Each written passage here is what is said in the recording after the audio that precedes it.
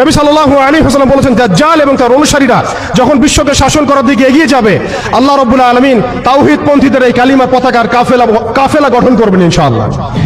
এবং এই কাফেলার মধ্যেই থাকবে ইমামুল মাহদী ইনশাআল্লাহু আযজা ওয়া জাল। এবং তিনি বলেছেন, নবী সাল্লাল্লাহু আলাইহি ওয়াসাল্লাম, ফালা নি'মাল আমিরু আমিরুহা ওয়া লা নি'মাল জাইশু যালিকাল জাইশ, কতই না উত্তম হবেন সেই আমির এবং কতই না উত্তম হবেন সেই সেনাবাহিনী। তোমরা যদি বরফের উপর সাঁতার কেটেও হয় তবুও সেই জাইশের মধ্যে যোগ দিও।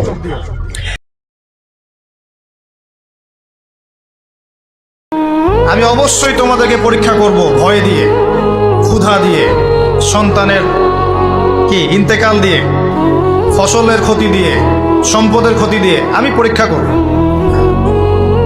কিন্তু যারা সবর করবে এবং যারা এই কনসেপ্ট রাখবে, ইন্না লিল্লাহি ওয়া ইন্না ইলাইহি রাজিউন, এদেরকে আল্লাহ পাক প্রশংসা করেছেন, ইনশাআল্লাহ এরা সফল হবে।